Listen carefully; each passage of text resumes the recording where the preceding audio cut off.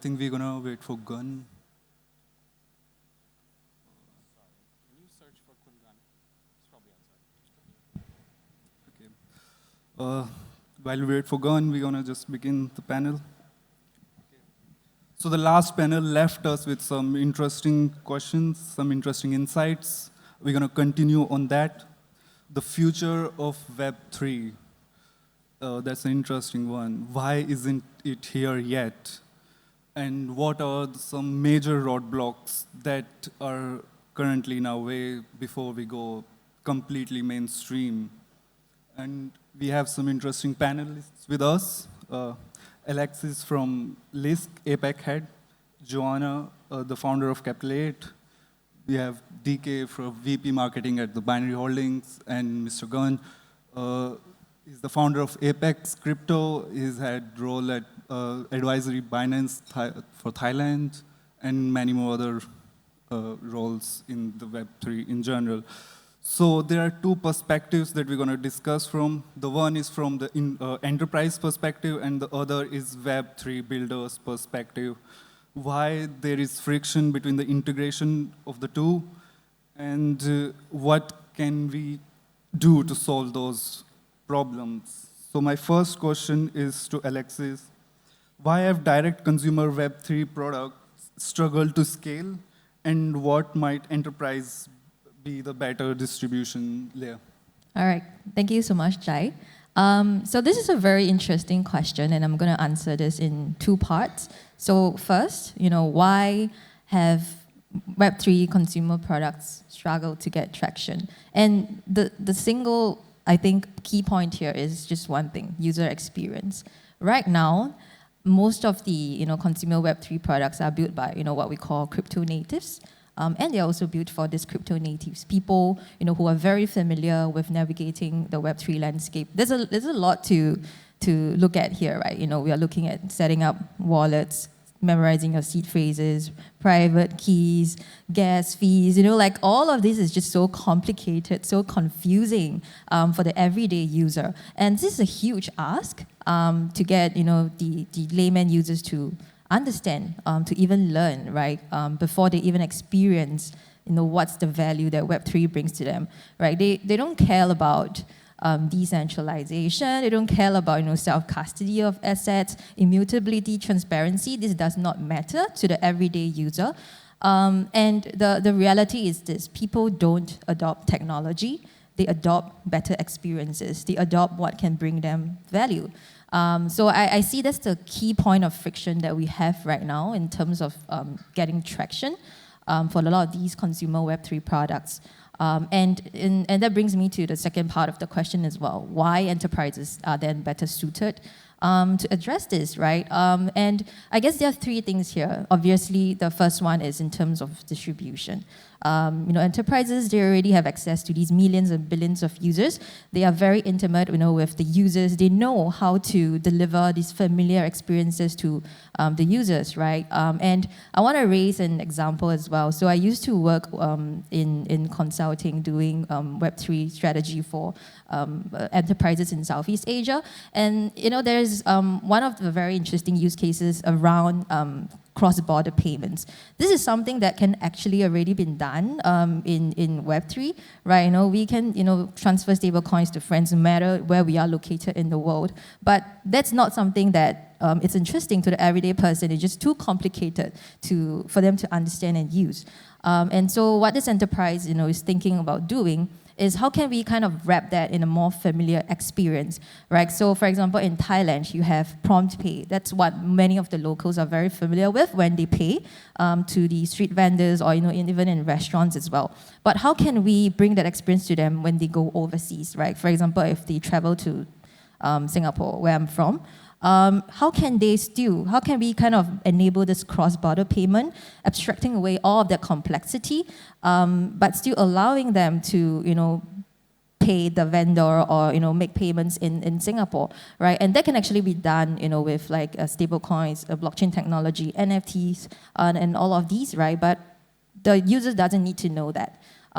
So, with what we're doing with the enterprise, it's very interesting because we basically are just allowing users from Thailand when they go to Singapore, they just scan with the PromptPay app, and then the payment gets made.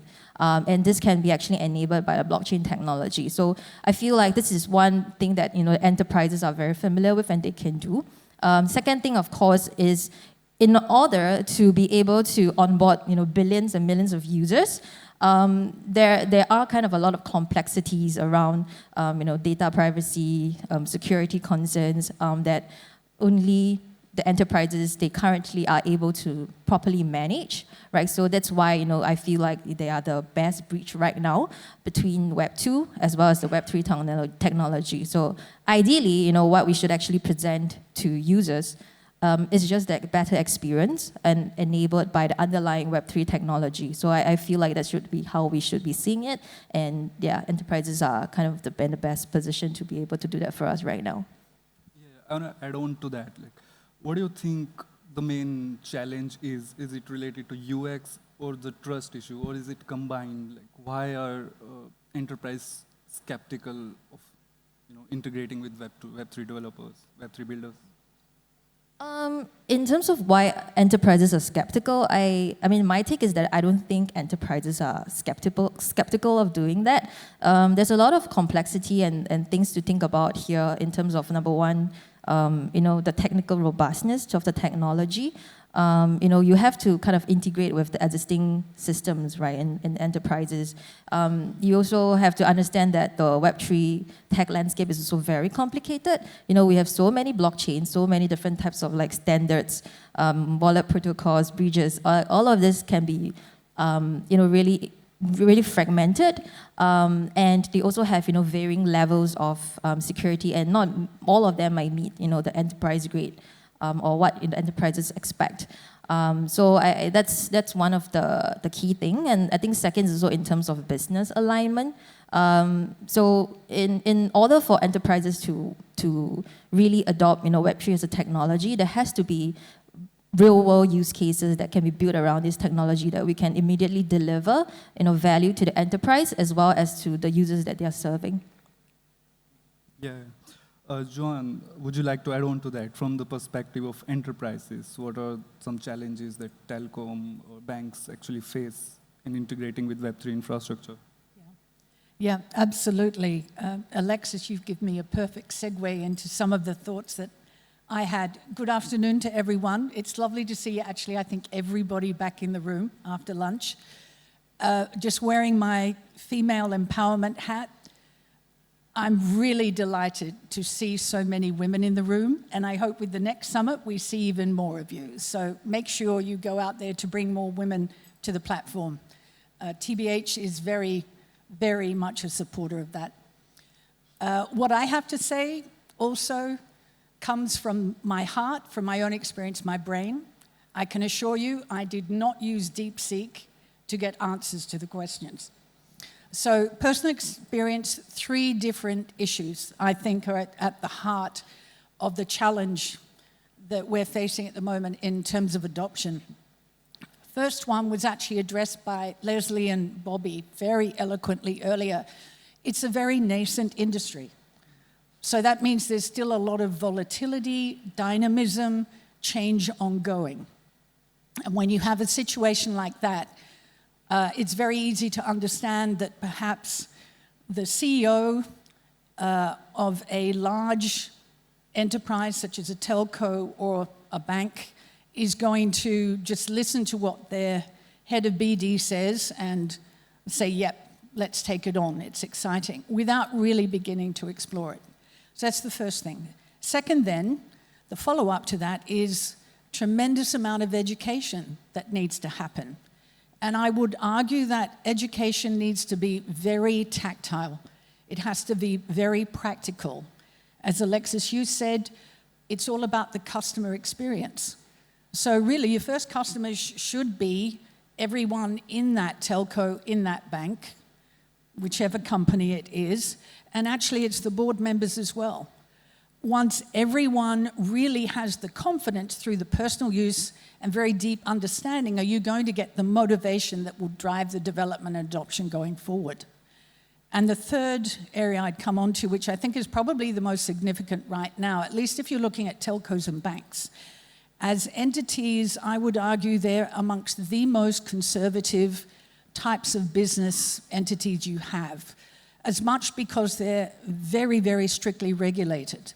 So that adherence to very strict compliance and governance ensures that there is a slower, much more detailed, in-depth due diligence in terms of learning about what is on the table and getting it to the point where they decide to adopt it.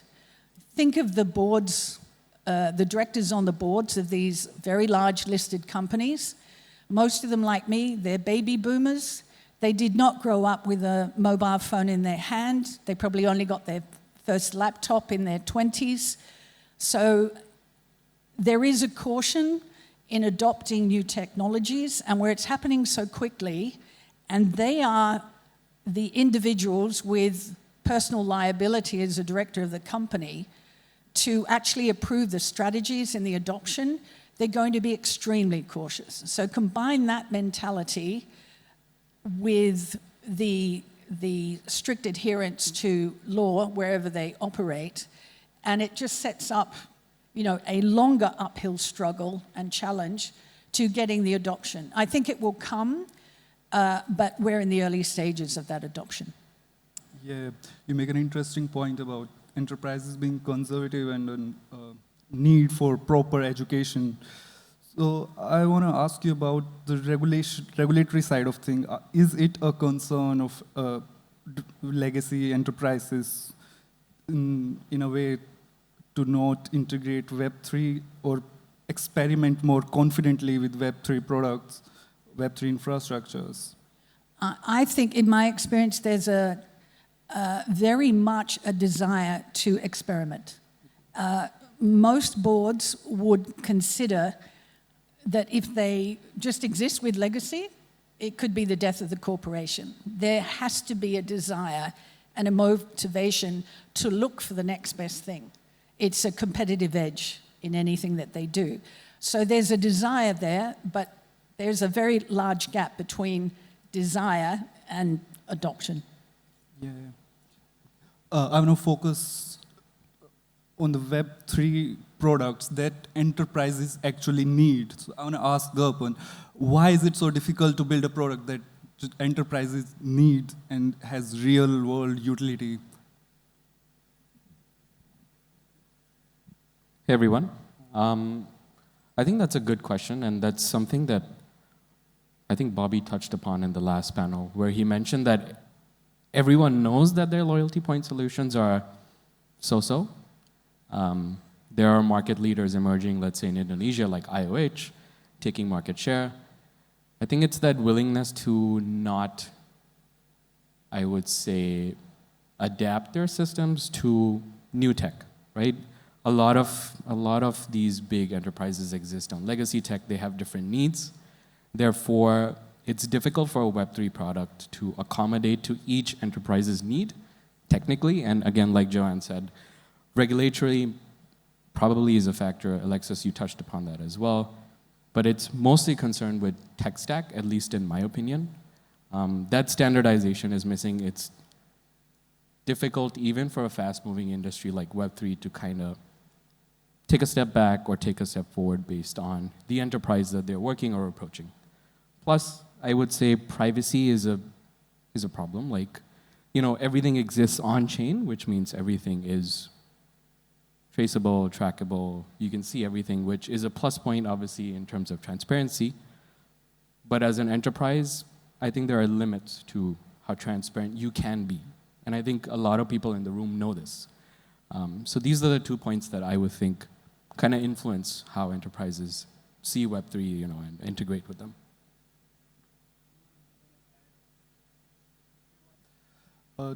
Sorry, Alexis, do you want to add to from the perspective of Web3 builders, like what are some of the features that enterprises ask from a Web3 infrastructure if they want to experiment with it or work with them?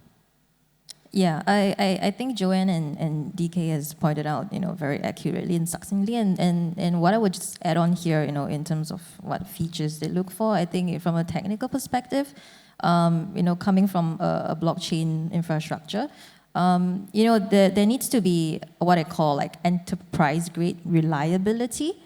In order for enterprises to be confident in building applications on top of you, right? So say, you roll out a product, you are gaining a lot of momentum, a lot of traction. But because of this demand, what's going to be happening is that the gas fees, the transaction fees are going to really spike. You're going to get, really slow transaction confirmations, right? And all of these is not desirable. For the user experience, right? So there needs to be this kind of reliability in terms of your technology, right, for enterprise to be confident in working with you.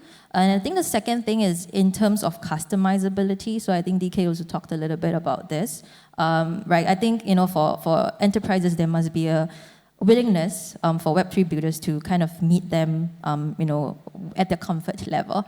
And sometimes when they want to, roll out or create use cases, the Web3 builders themselves must be willing to invest in the development as well as their resources. A lot of like consulting efforts needed, in order to be able to successfully collaborate and work together to make that happen. So I would say, like, from my experience, these are kind of the two key things that have come up very consistently. Just tech, and also in terms of making sure that the business case and business value is properly articulated and formulated as well. Okay. Gun, I want to ask you what enterprises in Web3, especially Web3 infra, can introduce in their infrastructure that will help enterprises, increase their businesses without disrupting their current users. Okay, let's start with this, right? The hard truth is that if you are the Web2 company and you want to integrate the Web3, you're gonna disrupt some of the UX, right? It's difficult. It's so difficult. As Alexis is saying, it's like you have all the seed phrase, you have all the wallets. Like, what if you lost your password? Like, okay, you don't have any customer support. This can be something that it's like something that seems very easy for the crypto people. It's like, oh, it's very common sense, right? It's like, oh, very basic. But for the Web2 guys, it's like when you struggle with something, the first thing is like you do support tickets. You call someone, you answer all the phones. Like, yeah, I think that's going to be the problem. So right now, I think we are such an early stage. Right now, the experience is not as good, but in the future, it's going to get better, right? I'm telling you this. So imagine. I'm based in Thailand. So let's look at the case study of the payment in Thailand for the past. In the past, right? Let's say 15 years ago, if you ask my parents, for example, they would never believe that we can transfer like 3 million baht using a mobile phone, or we can just using like a QR code scan to pay for anything as cheap as like 15 baht, right?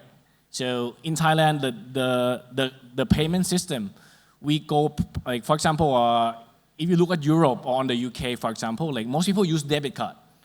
It's a cashless society, but they use credit card. But in Asia, for example, like we think that to go through the debit card, it may be slow. So we just do like, we go straight to the mobile. We go straight to the QR code payment. Like right now, you can just take a taxi. You can just pay them 40 baht in QR code. This is like super convenient, right? So the lesson learned from this is like, sometimes, like back then, 20 years ago, you would never imagine like we have this amazing technology that we are using right now. So in the future, like no one knows, right? But I think one of the important distinction is like if you're the, most people I think in the room knows like most of the internet infrastructure run on the cloud, right? Like AWS, GCP, Microsoft Azure. But at the end of the day, if you ask the normies on the street, these guys don't know how the cloud works. They just like, oh, I just want to go to the app. They don't care. They just use it. They use the application layer, but behind the scene, like all the back-end layer, they don't really care. It works like magic. So I think in the future, it's going to be the same thing. So Web3 is a good core back-end infrastructure, and it's going to support all the Web2 application interface. But yeah, right now it's not going toward mainstream yet. And as Alexis mentioned about cross-border payment, I think this is going to be like stablecoin adoption or the payment is going to be #1 thing that crypto and Web3 can solve that Web2 still lags behind, right? Because what's the thesis is very simple. It's like on the DeFi world, on the blockchain world, it's like you are using smart contracts to replace a lot of inefficiencies in the traditional system. Like for example, right now, like if you know, like all the bank branches, they're closing. Everything is moving toward online, right? Right? It's like now they have to hire, the banks have to hire so many people. They have to pay a lot for the fixed costs and stuff, which is like, why don't simplify all these and use the blockchain to solve all these, right? It's gonna, at the end of the day, the cost of doing in the blockchain is like so much cheaper than what you do in a Web2 world. So I think, yeah, I think that's gonna be the future. Yeah? I think that's a super answer, and I will counter back with a question as well. I like your point about how people on the street don't care how it works. It should just work, and you know, it's pretty obvious. But as an example, right, this is also one of the things BNRY is doing. You're at the BNRY Summit, so so what we've done with telcos is we basically inserted this embeddable loyalty points program that just works.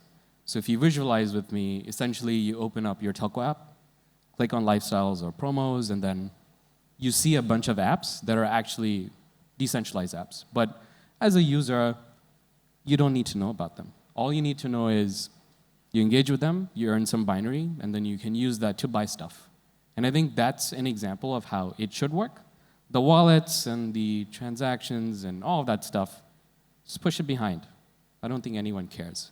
In your experience, Kungan, like you've consulted, it's countless, how many companies? Have you seen like an example that you really liked, and how did it work? Example about what?